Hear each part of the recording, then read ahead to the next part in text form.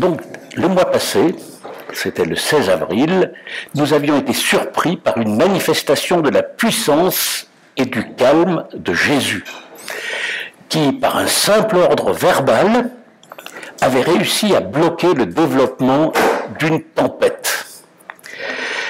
Et c'était une tempête redoutable. Ce fut un événement majeur dans l'enseignement de Jésus, dans la formation pratique de ses disciples, dont la foi a été mise à rude épreuve. Souvenez-vous, Jésus traversait avec ses disciples le lac de Tibériade, encore appelé la mer de Galilée, pour ceux qui connaissent le territoire là-bas, et quand une forte tempête a surgi. Et ses disciples sont pris de panique, littéralement, et ils lancent un SOS à Jésus, qui lui, imperturbable, tranquillement dort au fond de la barque. On se souvient de l'ordre donné par Jésus au vent et à la mer de se calmer, et aussi des reproches, certains reproches que Jésus a adressés aux disciples à cause de leur manque de foi. On se souvient aussi de la réaction des disciples, qui était de la frayeur mêlée d'admiration, de crainte et d'incrédulité. Quel est donc celui-ci à qui obéissent même le vent et la mer, se disait-il. On Marc, chapitre 4, verset 41. Et la barque termine sa course sur un lac paisible, avec peut-être juste un petit peu de vent pour finir d'arriver, et bientôt le bateau accoste. Et c'est alors que Jésus poursuit avec un second module de formation de ses disciples pour ceux qui sont présents autour de lui. Et je vous invite à écouter la lecture de ce nouvel épisode en Marc chapitre 5. On va commencer par les 5 premiers versets qui nous parlent d'un cas désespéré. Un cas désespéré. Écoutez. Jésus et ses disciples arrivèrent de l'autre côté du lac de Galilée, dans le pays des Géraséniens. Jésus descendit de la barque et aussitôt, un homme sortit du milieu des tombeaux et vint à sa rencontre. Cet homme était possédé par un esprit impur. La Sommeur nous dit que cet homme était sous l'emprise d'un esprit mauvais. Et il vivait parmi les tombeaux. Personne ne parvenait plus à le tenir attaché, même avec une chaîne. On a chanté tout à l'heure, brise les chaînes. Mais là, les chaînes étaient brisées par la force de cet homme. Souvent, en effet, on l'avait attaché avec des fers aux pieds et des chaînes, mais il avait rompu les chaînes et brisé les fers. Personne n'avait la force de le maîtriser. Sans cesse, la nuit comme le jour, il errait parmi les tombeaux et sur les montagnes, en poussant des cris et en se blessant avec des pierres. Jésus quitte le territoire juif où se trouvent les villes bien connues de Bethsaïda, Capernaum, Génézareth, et il s'aventure de l'autre côté, dans une zone que certains nomment une zone grise. C'est la région de la Décapole, pour ceux qui ont fait un peu de géographie historique, qui rassemble donc des villes d'origine grecque, principalement situées à l'est du Jourdain, de l'autre côté du lac de Galilée. Et ces régions sont, donc les personnes qui sont là cohabitent avec des pratiques païennes. Alors que Jésus n'a encore ni rien dit, ni rien fait, il descend de sa barque, un homme se précipite. On nous le décrit comme un cas désespéré. Effectivement, depuis longtemps, cet homme est violent, agressif, au point que sa communauté n'a pas réussi à le gérer et elle l'a exclu, ou la personne s'est exclue elle-même. Depuis, il est complètement dominé par ses pulsions destructrices, au point de se blesser lui-même. Il est impur parce qu'il vit parmi les tombeaux. En effet, pour un juif, toucher un cadavre, c'est se rendre impur devant Dieu pour un temps. Cet homme est possédé par un esprit impur, un esprit démoniaque. Alors là, nous aussi, on entre dans une zone grise.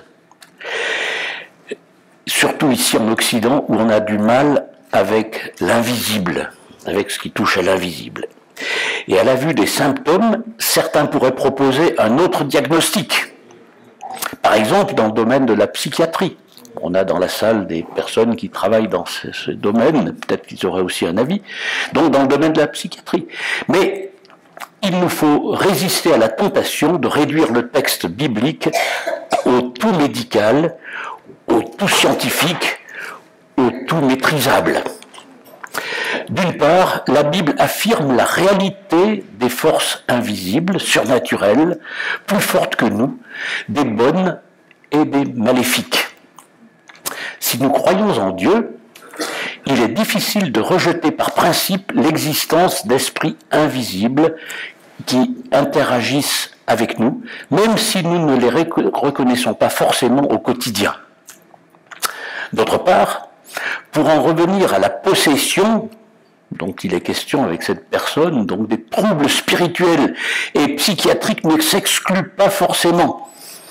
Au contraire, même, d'après des spécialistes de la délivrance, les cas de possession prennent souvent racine dans des vies brisées de l'intérieur par le traumatisme, l'abus ou l'addiction.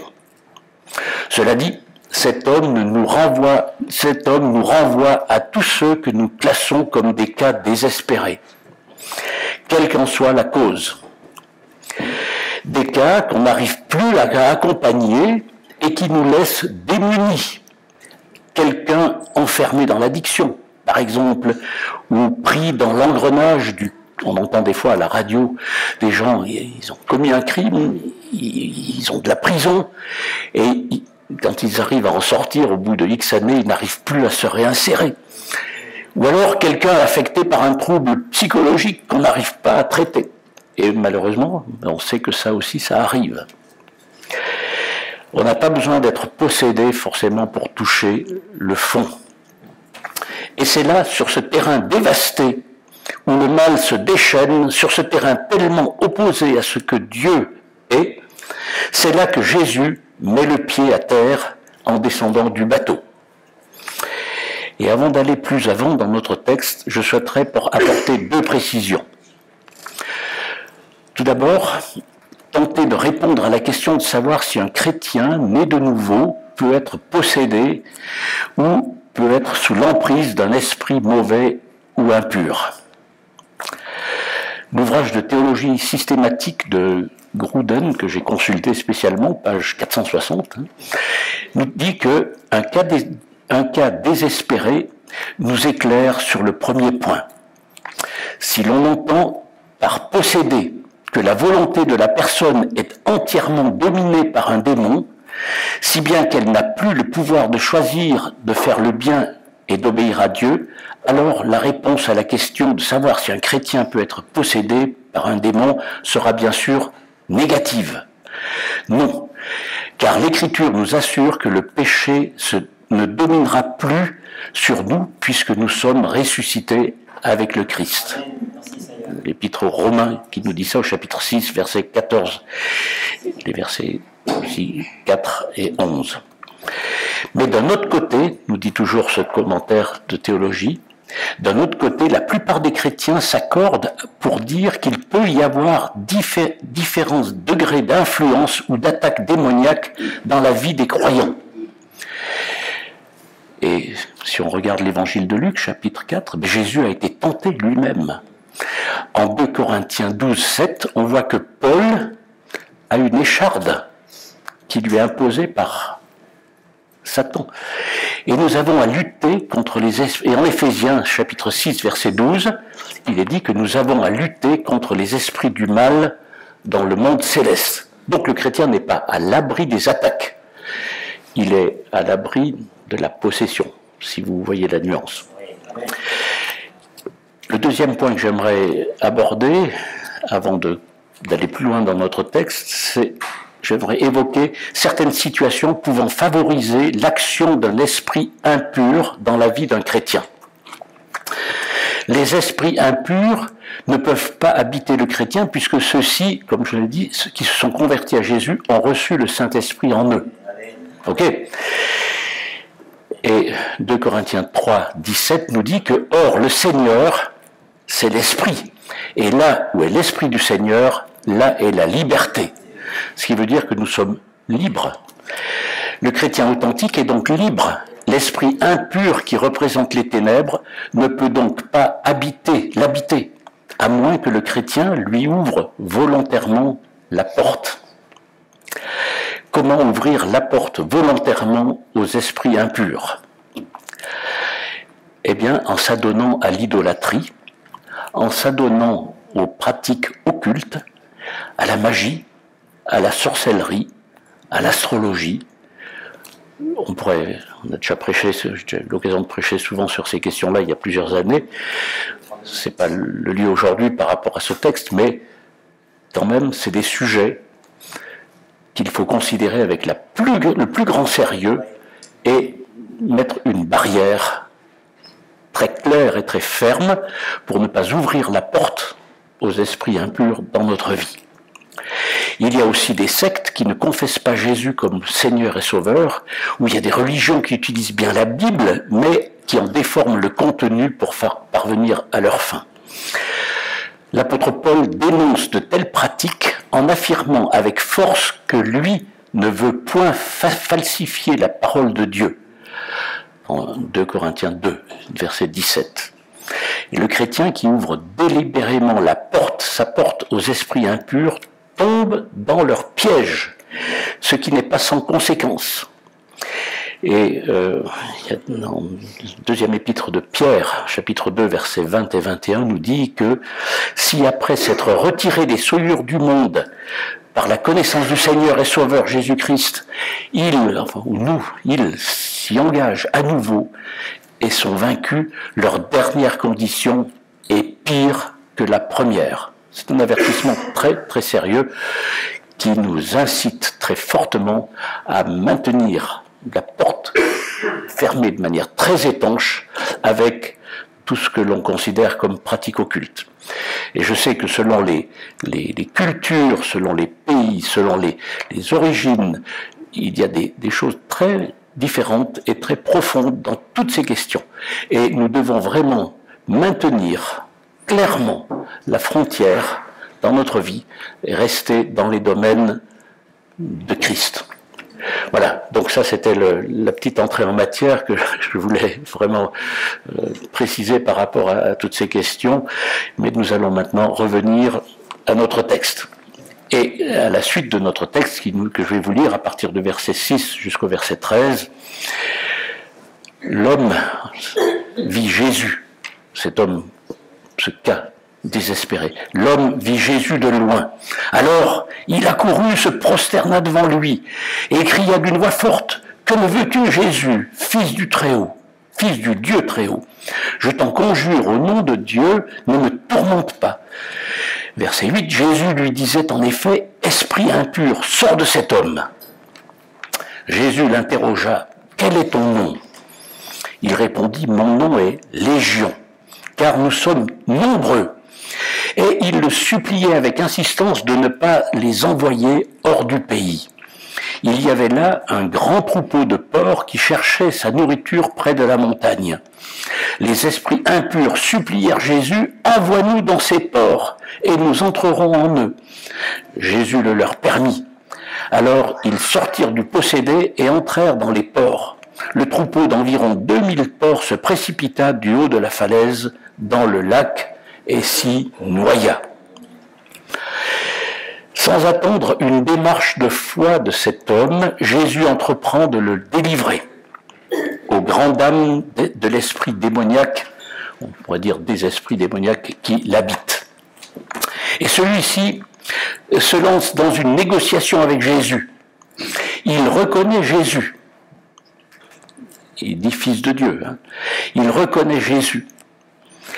Les démons sont toujours ceux qui reconnaissent Jésus, ce qui ne veut pas dire qu'ils se soumettent à lui. Ça serait trop simple. Alors le démon se prosterne devant Jésus en fausse soumission. Il prend bien soin de nommer Jésus. À cette époque, il y avait cette croyance que quand on connaît le nom de quelqu'un, on peut le maîtriser. Donc il y avait une volonté malsaine derrière en plus. Ça en serait presque risible si l'homme derrière n'était pas dans une telle détresse. Et Jésus rétorque en demandant le nom du démon, ce dont il ne s'embarrasse pas généralement par rapport à ce qui se pratiquait à l'époque, comme aujourd'hui, dans les milieux ésotériques, sorcellerie, magie. Jésus n'a pas de rituel. Il demande directement le nom. Même quand c'est pour guérir, il n'y a pas de rituel comme on peut voir dans certaines sectes ou certaines pratiques occultes.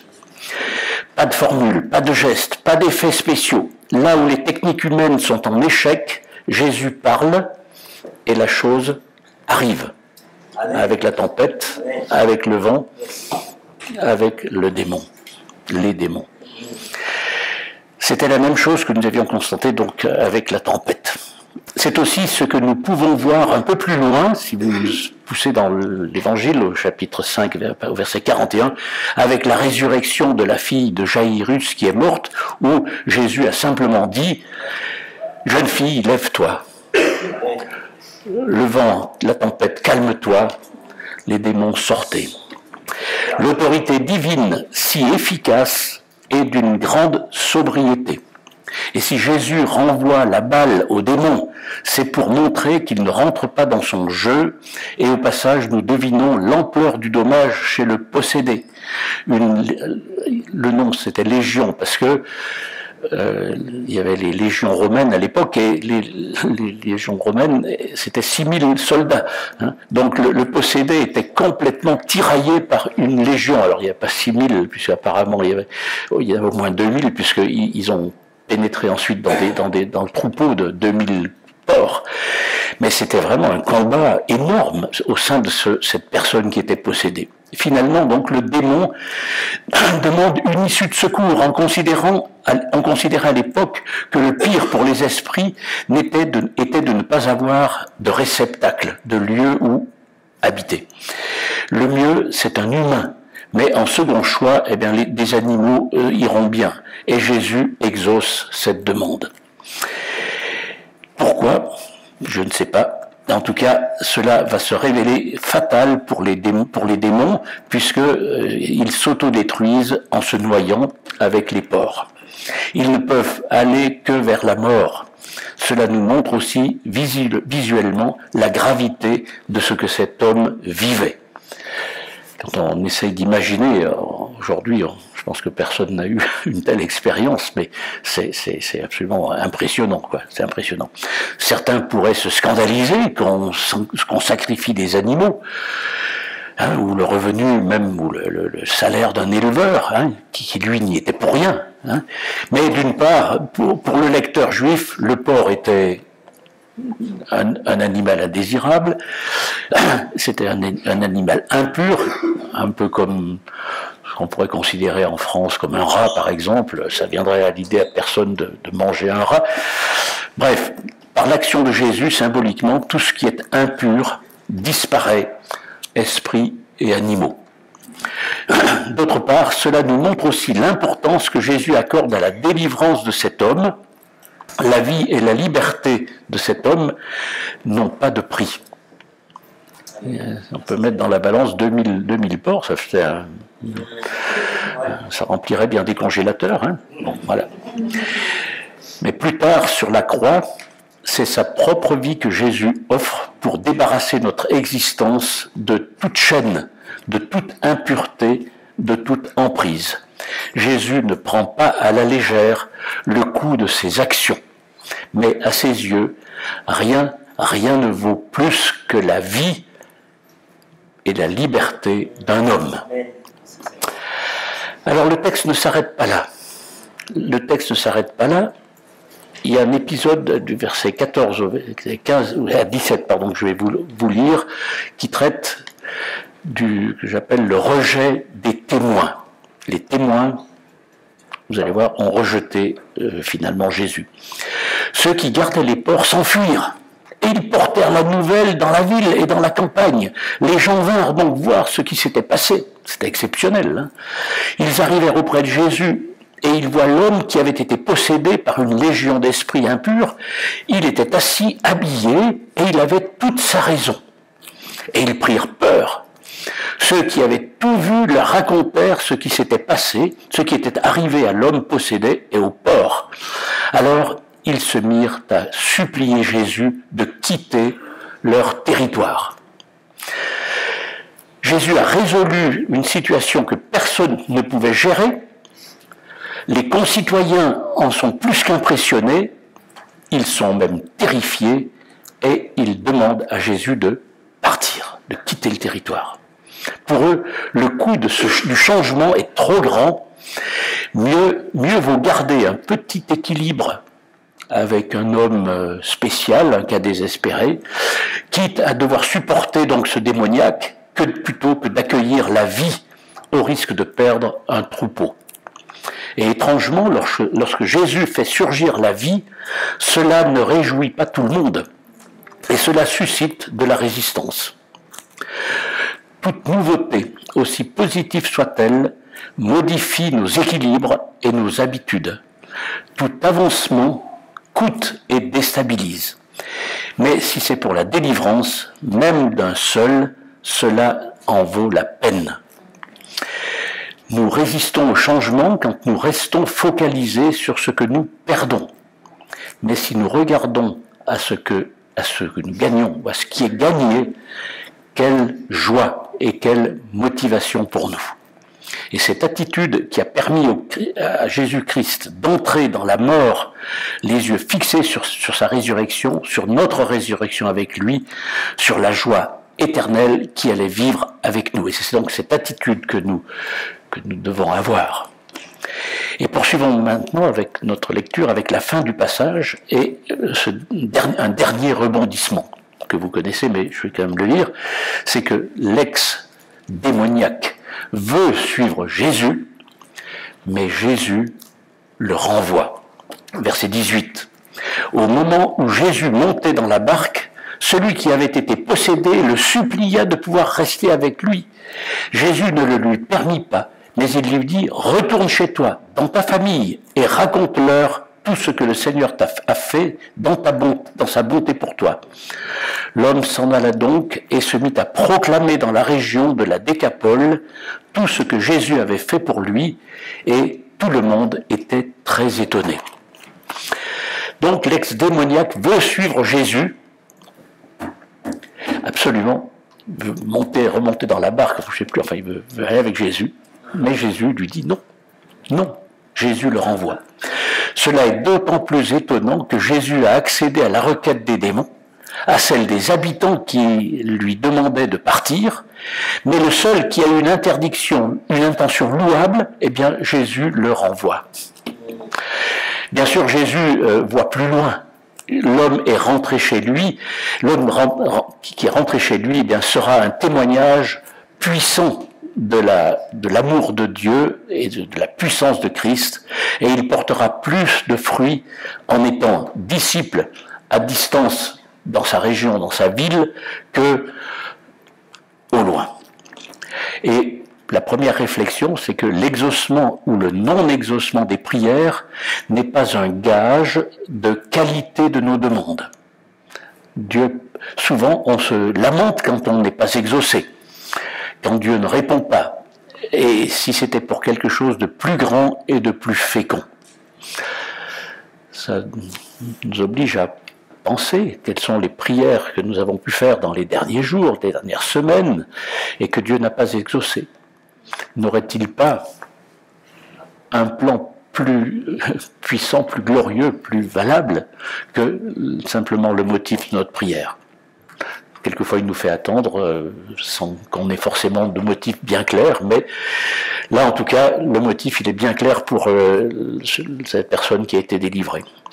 La deuxième réflexion, c'est que libérés par Jésus, nous n'avons qu'une envie, c'est de rester près de lui dans un environnement sain, lumineux et pur. Mais Jésus nous renvoie, il nous disperse ici et là pour que la petite flamme que nous avons reçue puisse se développer et embraser, mettre le feu dans des zones autour de nous, quoi, voilà. Et vous me direz, et les disciples qui ont le privilège de suivre Jésus dans la barque, Ben, eux, ils suivent Jésus dans la barque, mais c'était le choix de Jésus aussi. Eh bien, eux aussi ont dû se disperser après la résurrection. Et il leur a dit, en Matthieu, à la fin de l'évangile de Matthieu, allez et faites de toutes les nations mes disciples. C'était quand même très concret et très puissant. Un disciple de Jésus est invité à sortir, à se mélanger et à partager ce qu'il vient de recevoir. Et Sylvain tout à l'heure a parlé de la semaine sans réunion où nous pouvons inviter des voisins. Eh bien, c'est une belle opportunité pour partager l'évangile avec des voisins, des amis ou certains membres de nos familles. Ce n'est pas confortable.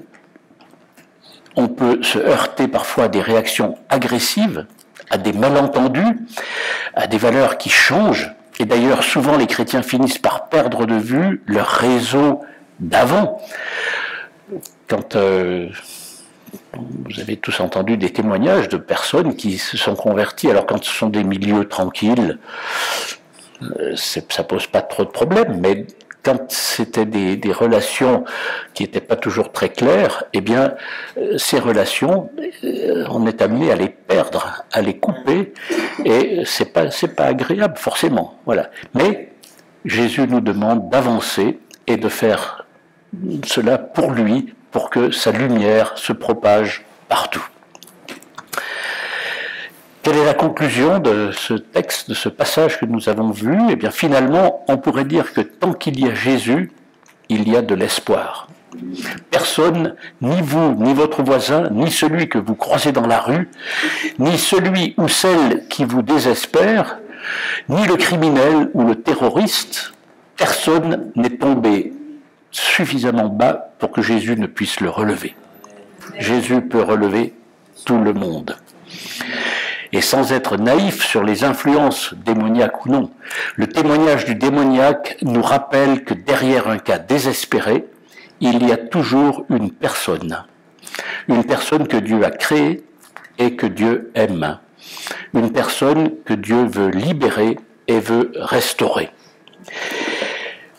Plus grand que le plus grand désespoir, voilà l'amour de Dieu, la puissance de Dieu qui domine sur le mal, quelle qu'en soit la forme, alors que Dieu renouvelle notre regard et notre attitude pour que nous soyons toujours pleins d'espoir, ouverts à la possibilité de son action.